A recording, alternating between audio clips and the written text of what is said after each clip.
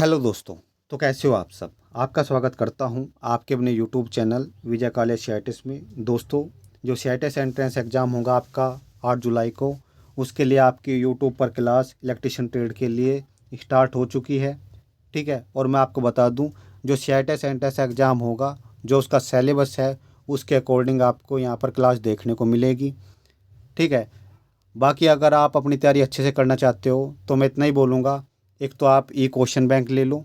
नीचे डिस्क्रिप्शन में आपको लिंक मिल जाएगा। देखिए, ई क्वेश्चन बैंक लेने का बेनिफिट क्या होगा, आपको वहाँ पर डिटेल में क्वेश्चन मिल जाएंगे, जिससे आप अगर एक क्लास लेते हो और उसमें से भी क्वेश्चन करते हो तो आप इजीली 75+ मार्क्स आसानी से गेन कर सकते हो।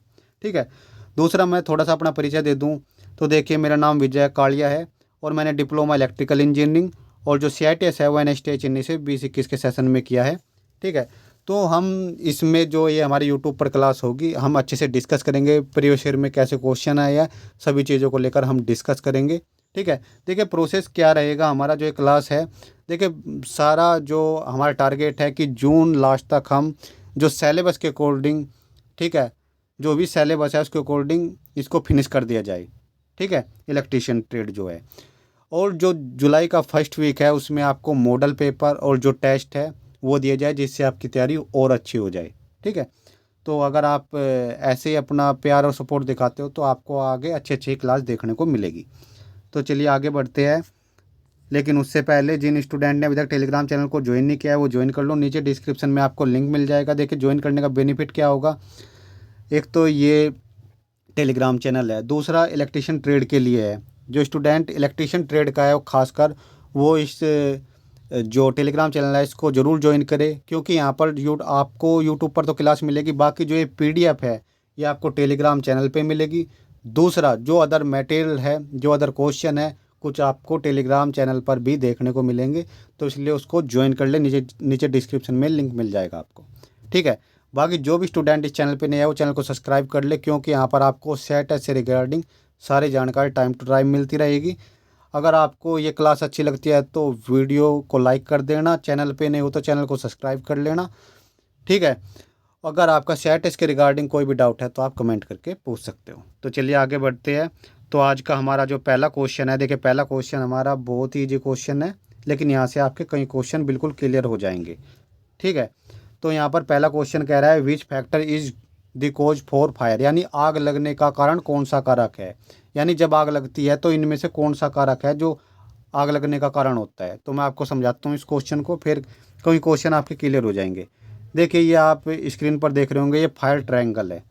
ठीक है। ये देख सकते हैं आप, फायर ट्रायंगल है, यानी जब आग लगती है, आग लगने के लिए 3 कारक बहुत ही ज़रूरी है। फ्यूल होना चाहिए, हीट और ऑक्सीजन। अगर 3 चीज़ है तो आग लग जाएगी। अगर इनमें से एक भी चीज़ गायब है तो आग नहीं लगेगी। ठीक है। इस बात का ध्यान रखना, आग लगने के लिए ये 3 कारक बहुत ही ज़रूरी है। अब यहाँ पर अगर आप आओगे तो यहाँ पर आप देख सकते हो, इसने पूछा है आग लगने का कारण कौन सा कारक है। तो यहाँ पर आपको इजीली समझ में आ रहा होगा कि जो ऑक्सीजन है वो क्या है, आग लगने का कारण है। ठीक है। तो नेक्स्ट बढ़ते हैं। यहाँ पर देखिए, इससे आपके 2-3 क्वेश्चन क्लियर हो जाएंगे।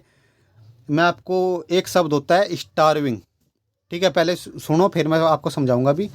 स्टार्विंग का मतलब क्या होता है, जहाँ आग लगी होती है वहाँ से आप फ्यूल को रिमूव कर दो, वो उस प्रोसेस को बोलते हैं हम स्टार्विंग। ठीक है। मान लेते हैं कहीं पर आग लगी है और वहाँ से हम ऑक्सीजन को क्या कर रहे हैं, आइसोलेट कर रहे हैं, किससे, आग से। ठीक है। यानी जहाँ आग लगी है और जो ऑक्सीजन है, ठीक है, उनके बीच में कट ऑफ कर रहे हैं। तो जो वो हमारी प्रोसेस होती है उसको बोलते हैं हम स्मूथरिंग। ठीक है। और यहाँ से क्वेश्चन आपका आ चुका है और नीचे मैंने लिखा भी है, जिससे आप आसानी से इसको ध्यान रख पाओ। यहाँ पर आप देख सकते हैं स्मूथरिंग की अगर मैं बात करूँ तो स्मूथरिंग में कह रहा है isolating the fire from the supply of oxygen, यानी जो आग है उसको हम आइसोलेट कर रहे हैं किसकी सप्लाई से, जो ऑक्सीजन उसको मिल रही है। ठीक है। स्टार्विंग क्या होती है, removing the fuel element from fire, यानी जहाँ आग लगी है वहाँ से हम क्या कर रहे हैं, फ्यूल को रिमूव कर रहे हैं, जो ईंधन है उसको रिमूव कर रहे हैं। वो प्रोसेस हमारी होती है स्टार्विंग। ठीक है। और यहाँ से आपका क्वेश्चन पिछली परीक्षाओं में आ चुका है। ठीक है। इसको ध्यान रखना। अब यहाँ पर क्लासिफिकेशन ऑफ फायर की मैं बात कर लेता हूँ, ये भी इम्पोर्टेंट है। देखिए, जो क्लासिफिकेशन ऑफ फायर है, यानी आग का जो वर्गीकरण है वो 4 टाइप में है, 4 क्लास में है। ठीक है। तो यहाँ पर आप देख सकते हैं क्लास यानी वर्ग में आप देख सकते हैं जो लकड़ी, कागज़, कपड़ा, ठोस पदार्थ।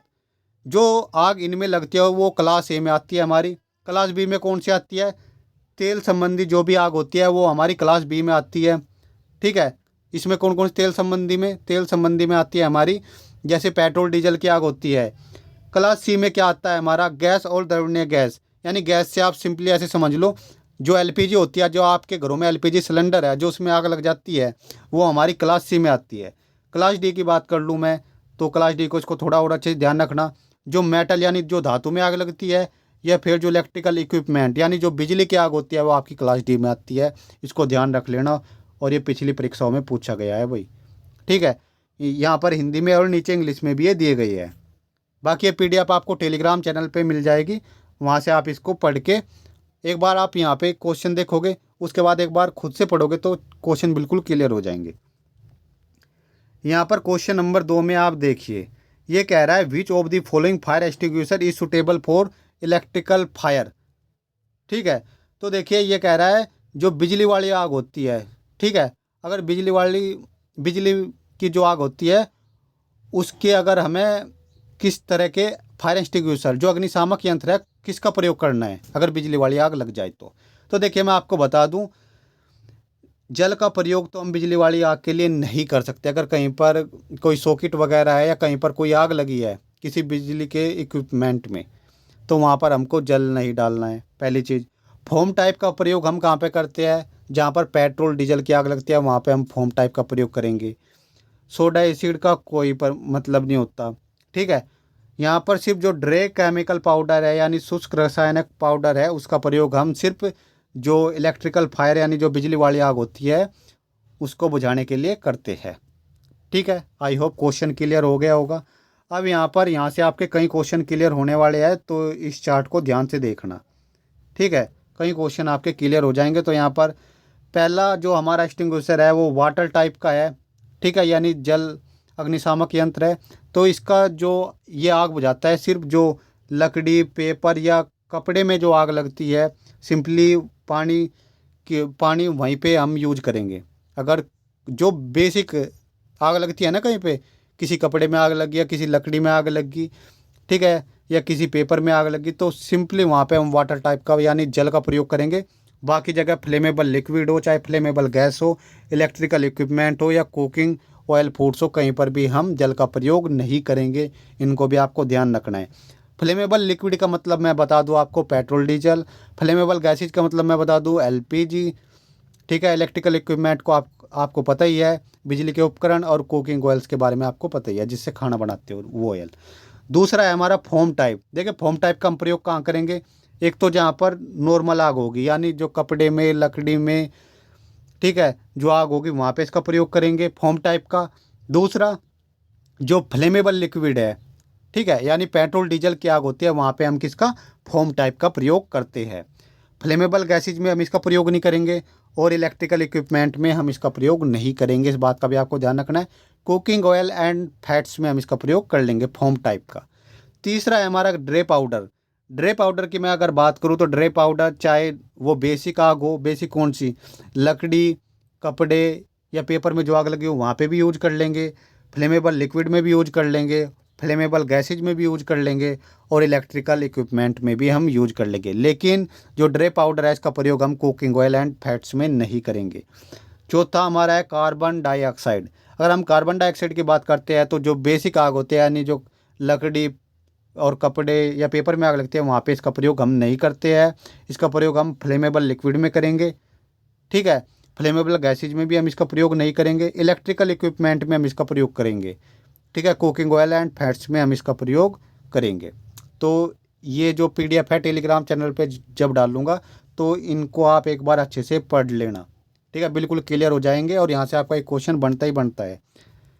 ठीक है, तो नेक्स्ट क्वेश्चन की तरफ हम चलते हैं। तो नेक्स्ट क्वेश्चन हमारा क्या कह रहा है? ये कह रहा है which type of fire extinguisher is used for fire on electrical equipment. विद्युत उपकरण में लगी अग्नि हेतु कौन सा अग्निशामक यंत्र प्रयोग किया जाता है? तो मैं आपको बता दूं, जो फोम टाइप है, देखिए फोम टाइप का तो आपको पता ही है कहाँ पे हम यूज करते हैं। पेट्रोल डीजल की जो आग होती है वहाँ पे हम इसका प्रयोग करते हैं। गैस कार्टेज और स्टोर्ड प्रेशर, ठीक है, ये जो एक्सटिंग्विशर है एक तरीके से उसके टाइप है ये, ठीक है।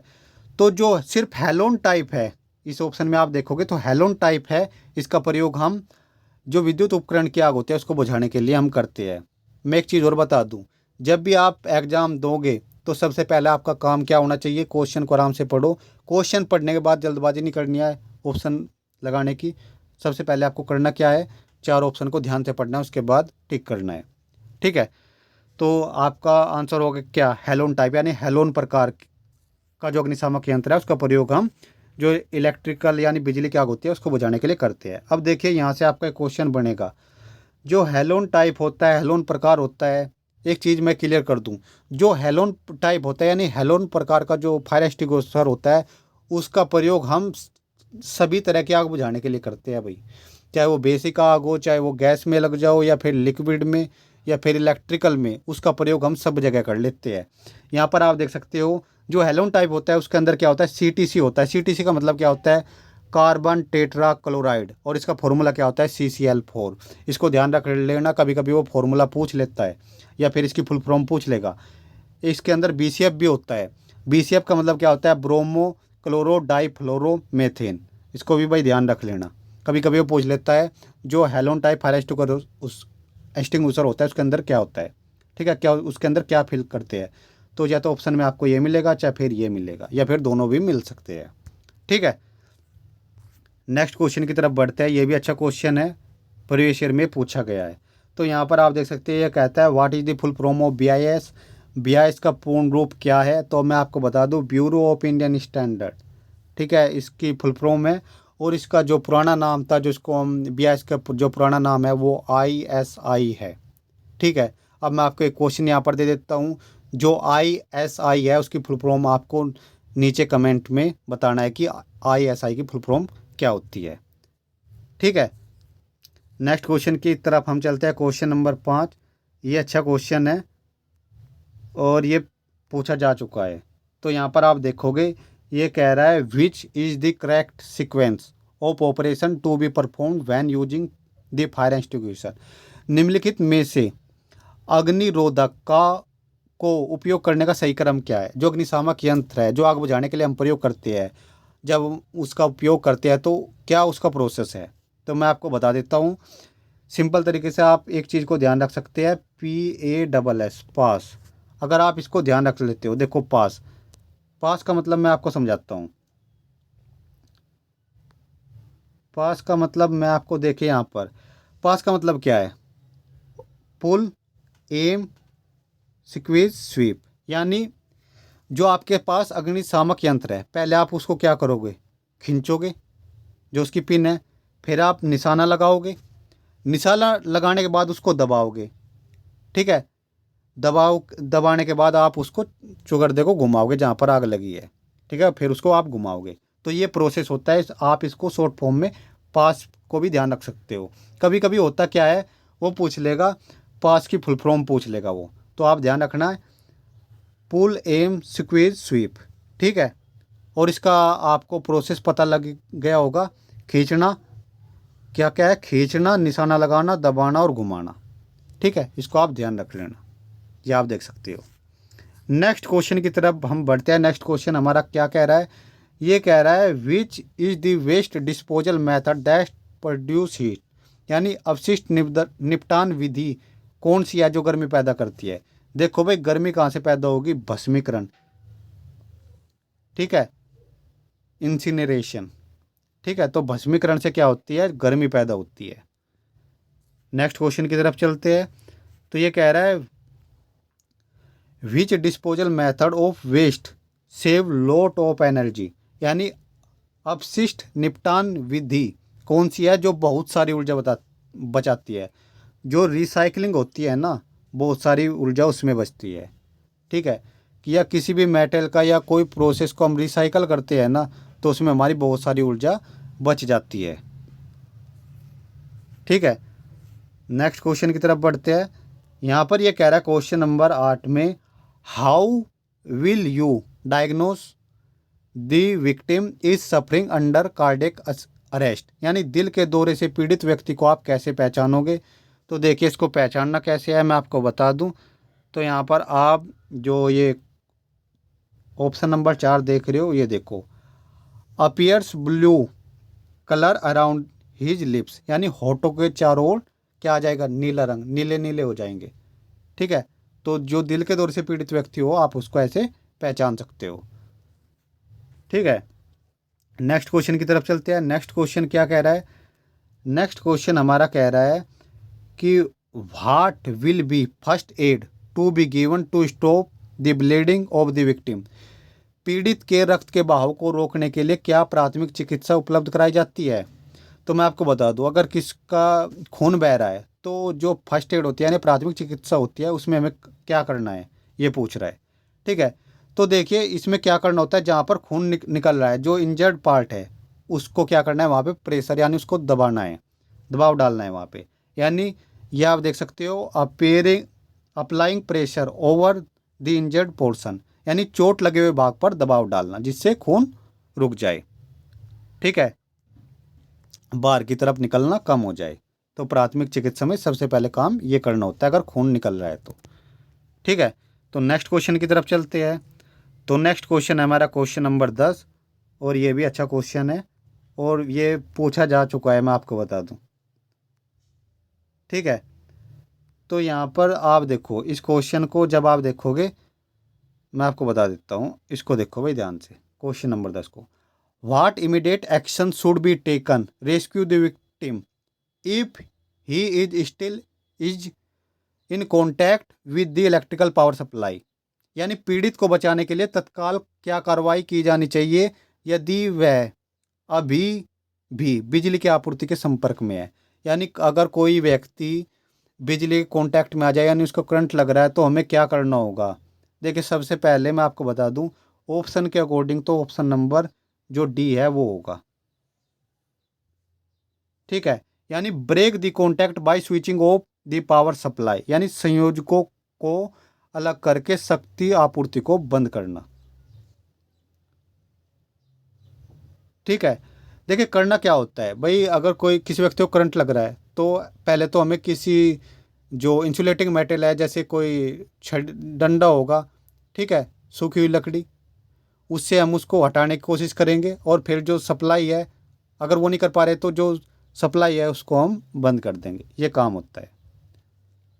ठीक है, आई होप आपको क्वेश्चन समझ में आए होंगे। अगर कोई सी क्वेश्चन में डाउट है तो आप टेलीग्राम चैनल पे पूछ पाओगे, ये पीडीएफ मैं टेलीग्राम चैनल पर डाल दूंगा। ठीक है, आई होप आपको ये चीज़ें क्लियर हो गई होगी। अब यहाँ पर एक कंसेप्ट है, ये 5S कंसेप्ट, ये थोड़ा सा मैं बता देता हूँ क्योंकि यहाँ से भी क्वेश्चन आपका बनता है। देखिए 5S कंसेप्ट का मतलब क्या होता है, 5S यानी 5S है। पहले एस का मतलब क्या है, सोर्ट, दूसरे का सेट इन ऑर्डर, तीसरे का साइन और चौथे का स्टैंडर्डाइज और पांचवे का सस्टेन। अब आप मैक्सिमम स्टूडेंट ये बोलोगे सर इंग्लिश में ही क्यों बता रहे हो, तो देखिए ये क्वेश्चन इंग्लिश में ही आएगा। ठीक है, जो 5S कंसेप्ट है ये इंग्लिश में ही आपको देखने को मिलेगा, ये हिंदी में नहीं होगा। आप जब लैंग्वेज भी कन्वर्ट कर लोगे ना हिंदी में, तब भी आपको ये इंग्लिश में ही देखने को मिलेंगे ये शब्द। ठीक है, इसलिए मैं बता रहा हूँ। तो देखो इसमें आपको ध्यान क्या रखना है, 5S में से आपको ध्यान रखना है ये पांचों नाम आपको ध्यान रखने हैं। ठीक है, और सीक्वेंस से पहले नंबर पे क्या है, सोल्ट, दूसरे पे सेट इन ऑर्डर, तीसरे पे साइन, चौथे पे स्टैंडर्डाइज और पांचवे पे सस्टेन, इसको ध्यान रख लो। वो पूछता क्या है, इनमें से कोई एक दे देगा कि भाई जो साइन है 5S कंसेप्ट में, जो साइन है ये किस स्टेप पे आता है, तो तीसरे नंबर के स्टेप पे आता है। ठीक है, या फिर वो आपको सस्टेन दे देगा और पूछ लेगा 5S स्टेप में ये किस 5S कंसेप्ट में किस नंबर पर आता है, तो पाँचवें नंबर पे आता है। तो ये आपको ध्यान रखना है। ठीक है, नेक्स्ट चलते हैं। देखिए अब हम बात कर रहे हैं यहाँ पर जो सेफ्टी साइन है उसकी हम बात कर लेते हैं। तो 4 सेफ्टी साइन है, मैंडेटरी साइन है, प्रोविजन साइन है और इन्फॉर्मेशन साइन है और वार्निंग साइन है। देखिए मैंने हिंदी में लिखना मैं इनको भूल गया। मैंडेटरी का मतलब क्या होता है, अनिवार्य। प्रोविजन का मतलब क्या होता है, निषेधात्मक। और इन्फॉर्मेशन का मतलब क्या होता है, सूचनात्मक। और वार्निंग का मतलब क्या हो सकता है, चेतावनी। इसमें ध्यान क्या रखना है मैं आपको बता देता हूँ। ध्यान कुछ नहीं रखना है, सिर्फ जो ये सिंबल आप देख रहे हो वो पूछता क्या है क्वेश्चन में, आपको थोड़ा सा बता देता हूँ, एक आइडिया दे देता हूँ। वो पूछ लेगा जो मैंडेटरी साइन होता है, जो उसमें बैकग्राउंड होता है वो किस रंग का होता है, तो आप देखोगे ब्लू रंग का होता है, और जो सिंबल बना होगा वो वाइट रंग में होगा। ठीक है। जो निषेधात्मक यानी प्रोविशन साइन है उसमें क्या होता है, देखिए बैकग्राउंड उसकी वाइट होगी, जो सिंबल होगा वो किस ब्लैक रंग में होगा, और उस पर एक क्रॉस होगा और उसका बॉर्डर रेड रंग का होगा। ठीक है। इन्फॉर्मेशन साइन की जब हम बात करते हैं तो यहाँ पर आप देख सकते हो जो आपका सिंबल है वो वाइट और बैकग्राउंड आपकी ग्रीन होगी। ठीक है। वार्निंग साइन की अगर हम बात करते हैं तो आपका सिंबल ब्लैक और जो आपकी बैकग्राउंड है वो क्या होगी, येलो होगी, यानी पीले रंग की होगी। ठीक है। तो आपको कुछ ये चीज़ें ध्यान रखनी है। बाकी मैंने सिंबल इसलिए लिए है क्योंकि आपको देखते ही पता लग जाए कि भाई कौन सा जो मैंडेटरी साइन होता है उसकी बैकग्राउंड क्या होती है, सिंबल क्या होता है, या फिर अगर इन्फॉर्मेशन साइन पूछ ले, कोई भी पूछ ले, आपको आपके मन में मतलब सेट रहे जिससे आप आसानी से आंसर लगा पाओ। ठीक है। तो इस वीडियो में इतना ही। ठीक है। फिर भी अगर आपका किसी भी क्वेश्चन को लेकर डाउट हो तो आप टेलीग्राम चैनल पे अपने क्वेश्चन का डाउट दूर कर पाओगे। और हाँ दोस्तों, कुछ चीज़ें आपको यूट्यूब चैनल पे मिलेगी, कुछ मैं टेलीग्राम चैनल पे डालूंगा, आप जिससे डायरेक्ट वहाँ से पढ़ के आपके कुछ टॉपिक वहीं से कवर हो जाएंगे। ठीक है। तो इस वीडियो में इतना ही। अगर आपका फिर भी कोई डाउट है तो आप नीचे कमेंट करके पूछ सकते हो। जो भी स्टूडेंट चैनल पे नए है वो चैनल को सब्सक्राइब कर लेना, और वीडियो में कमेंट करके बताना कि वीडियो आपको कैसी लगी। ठीक है। और वीडियो को लाइक भी कर देना। धन्यवाद।